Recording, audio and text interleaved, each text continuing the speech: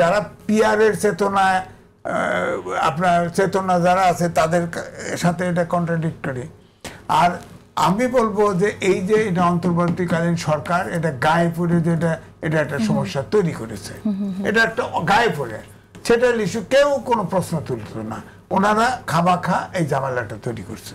এবং ঐক্যমত কমিশনে যে ভেজালটা লাগছে এটা ঐক্যমত কমিশন করছে, বলেন তো আলোচনা করছে, আলোচনা করে সব সেটেল, কয়টা নোট অফ ডিসেন্ট কয়টা কি সব স্বাক্ষর নিছে সবাই, হ্যাঁ স্বাক্ষর নিয়ে এমনি করে প্রধান উপদেষ্টা দেখাও দিছে, হ্যাঁ তাদের কি এখতিয়ার আছে।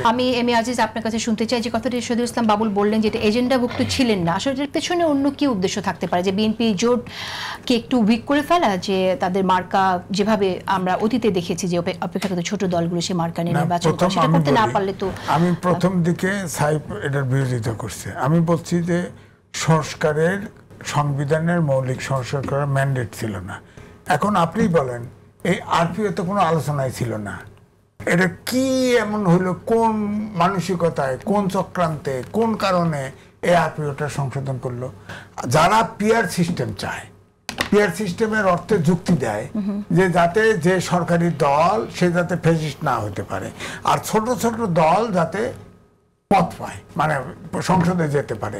আপনি যখন এইটা বন্ধ করে দিবেন যে কোনো প্রতীক চেঞ্জ করতে পারবেন, এটা সেটেল ইস্যু ছিল।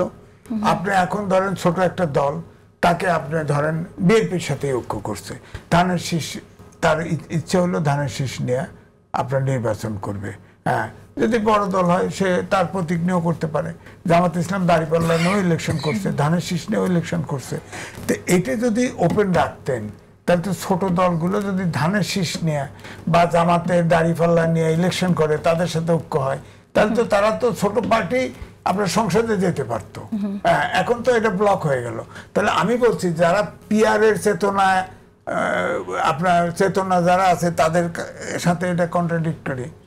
আর আমি বলবো যে এই যে এটা অন্তর্বর্তীকালীন সরকার এটা গায়ে পড়ে যেটা এটা একটা সমস্যা তৈরি করেছে, এটা একটা গায়ে পড়ে সেটার ইস্যু কেউ কোনো প্রশ্ন তুলত না, ওনারা খামাখা এই ঝামেলাটা তৈরি করছে।